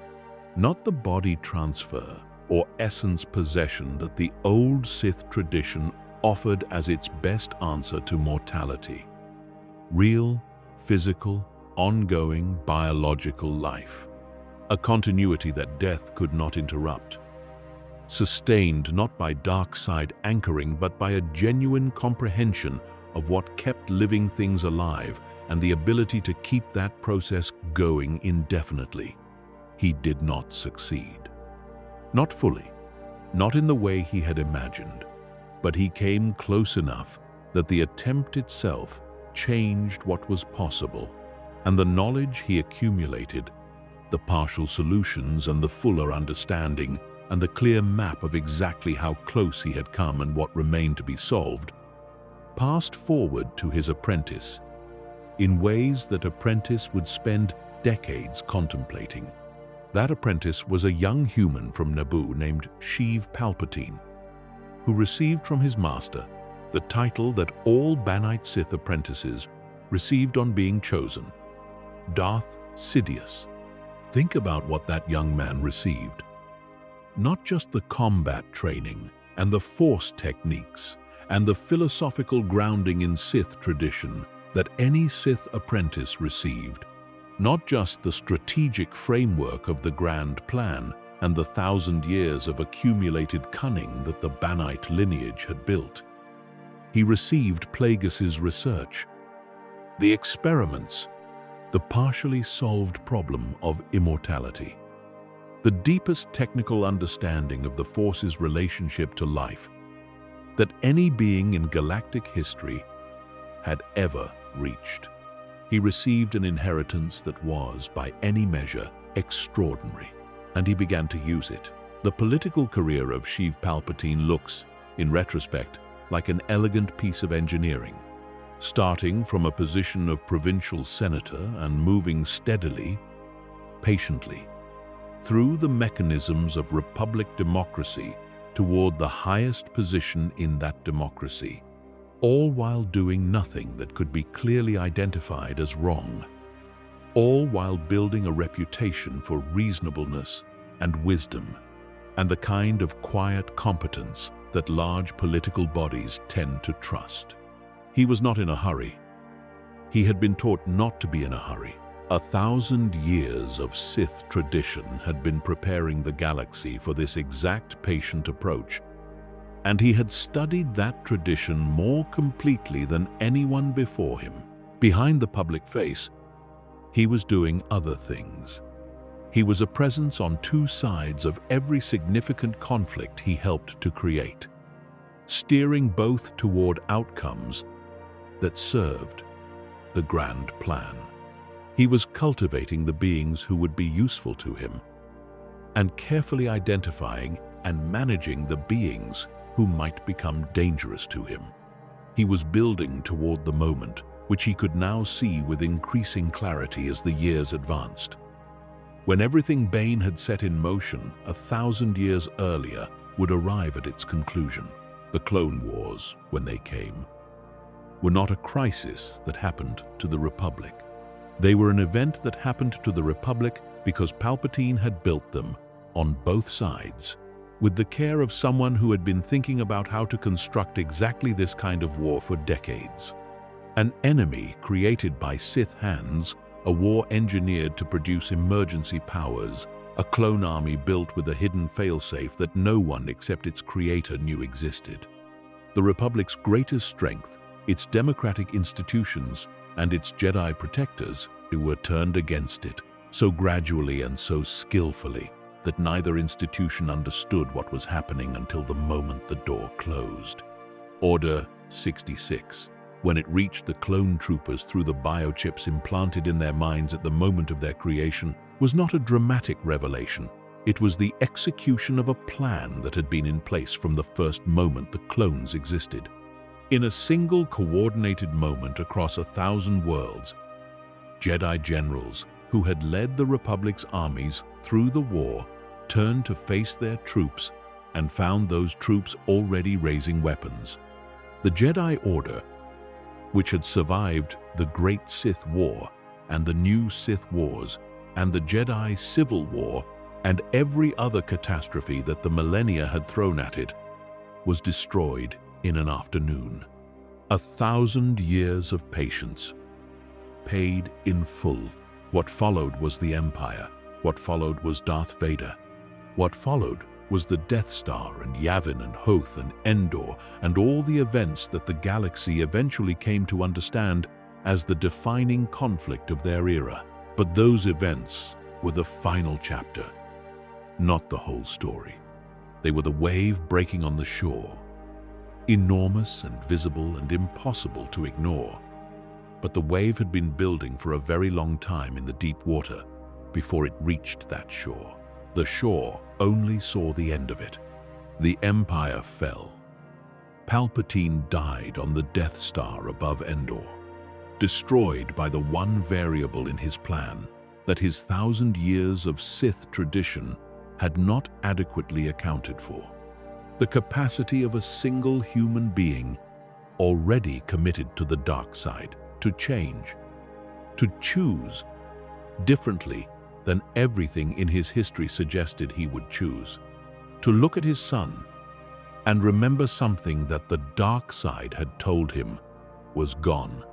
Anakin Skywalker killed Darth Sidious, and in doing so, ended the Banite Sith lineage that Bane had begun on Ruusan 1,000 years earlier. The galaxy breathed. Not easily, not immediately. The Empire did not simply evaporate. The darkness that had accumulated across decades of authoritarian rule did not dissolve, because the architect of that rule was dead. There was more fighting, more grief, more rebuilding that would take generations. But the particular darkness that Bane had set in motion, the patient, brilliant, 1,000-year project, was finished. And what it left behind was a galaxy that had to figure out again what it meant to live in the Force's light without the certainty of knowing where the next darkness was coming from. The Force is not what most people think it is. This is worth saying slowly, because it is the kind of statement that seems obvious until you sit with it long enough to feel the weight of what it actually means. The Force is not a tool. It is not an energy source in the ordinary sense. something that exists, waiting to be tapped and directed and expended. It is not a power that beings access and direct the way they would access and direct any other resource. The Sith thought of it this way. Some of them, and the Jedi, sometimes fell into similar thinking without recognizing it, and both traditions were wrong in ways that their history demonstrated over and over without either of them fully absorbing the lesson. The Force is a relationship. It exists in the connection between living things and the universe they inhabit, the universe that produced them and sustains them and will eventually reclaim them. It runs through every living cell of every living being in the galaxy, not as something added from outside, but as something fundamental to what it means to be alive in this particular universe. The Jedi called this aspect of the Force the living force, the immediate, present, intimate dimension of it that could be felt in the pulse of life all around you if you were quiet enough and open enough to receive it. The Jedi tradition, at its best, was a practice of developing exactly that receptivity, of learning to feel the living force not as an abstract philosophical concept, but as a direct and constant experience of the aliveness of everything around you, of the world, not as a collection of objects and obstacles, but as a web of living connections you are woven into, whether you can feel it or not.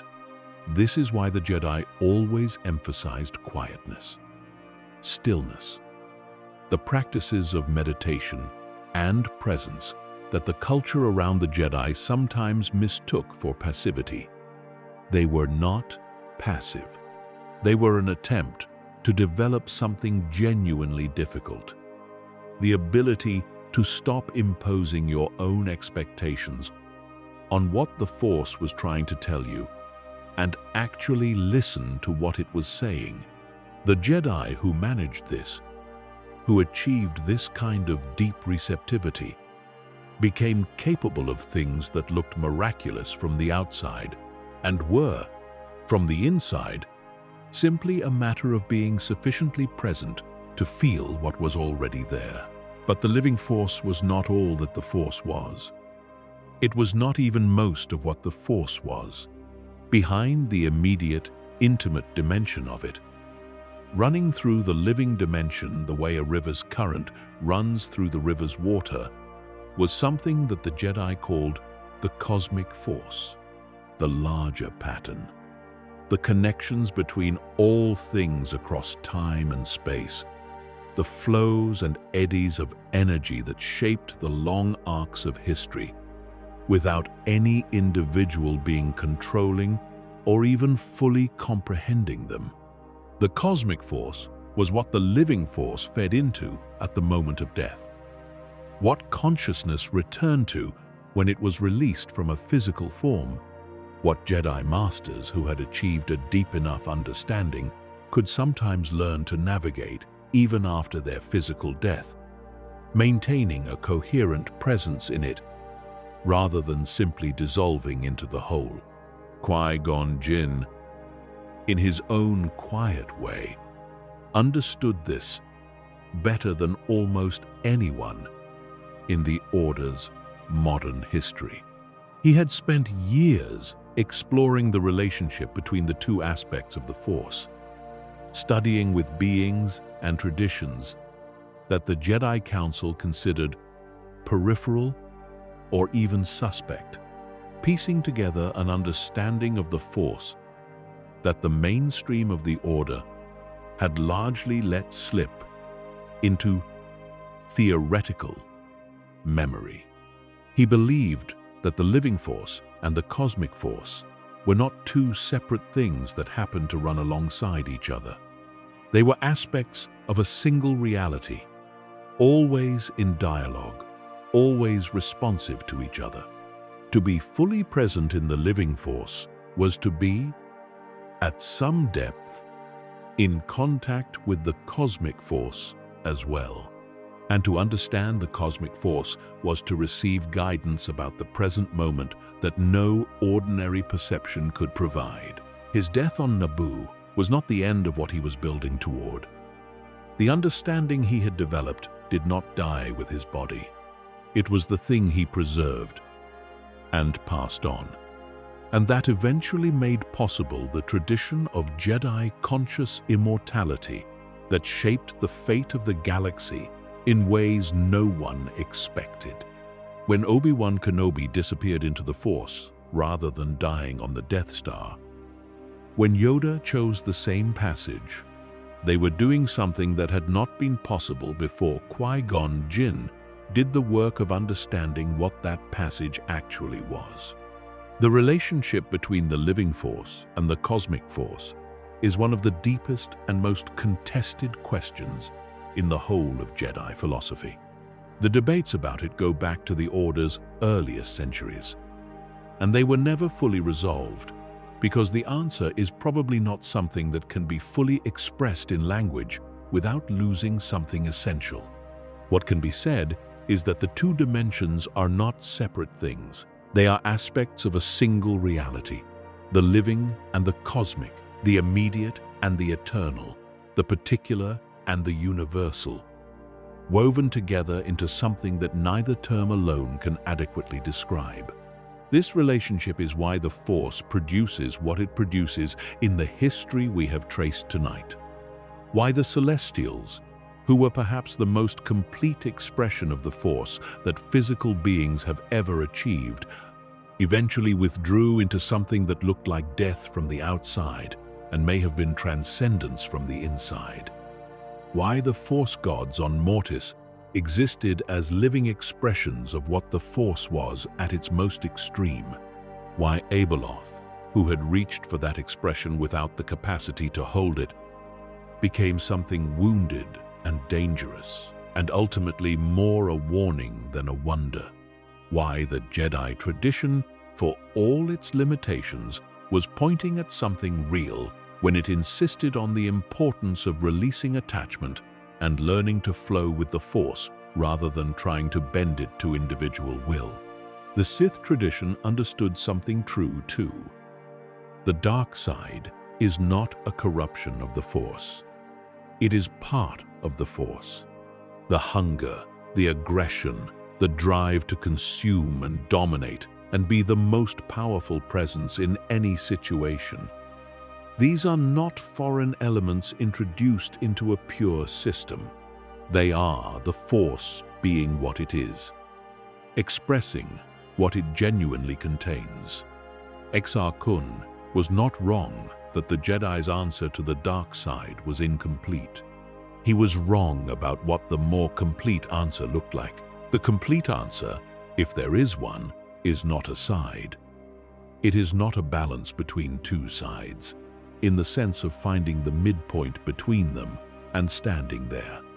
It is the understanding that the Force is not two things in opposition, but one thing in continuous dynamic relationship with itself, that the living and the consuming and the building and the destroying are all part of a single process whose purpose, if it has one, is beyond what any individual being or any individual civilization can stand far enough back to see clearly.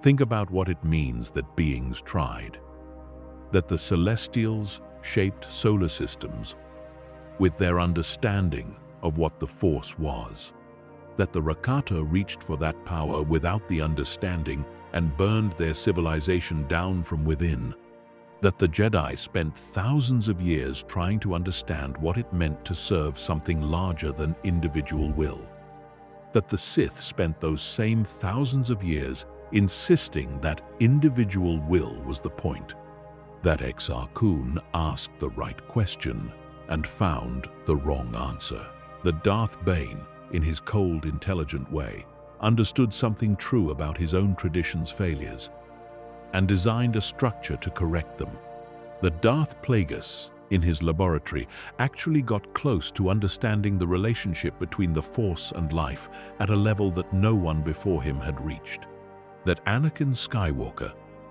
shaped by all of this and more, was capable of the choice he made in the end. None of them were wrong about everything. None of them were right about everything. They were all beings in a galaxy that the Force was moving through, trying to understand what they felt and do something meaningful with the understanding they had. The tragedy of the dark side is not that it is false. It is that it is a partial truth held so tightly that it cannot expand into the larger truth it is part of. The tragedy of the Jedi at their worst moments was the same thing from the other direction. Both traditions reached for something real and grasped it too rigidly to hold the whole of it. The Force itself does not take sides. It does not want the Jedi to win or the Sith to win. It is not waiting for the correct philosophy to emerge and then planning to reward its adherents. It is doing what it has always done, flowing through living things, sustaining life, responding to the choices that living beings make, carrying those choices forward through time in ways that no individual being can fully trace or fully predict. It is patient in a way that makes even Vitiate's 1,000-year patience look brief. It has been here, in some form, since before the Celestials. It will be here after every tradition built around it has risen and fallen and been forgotten and been rediscovered and fallen again.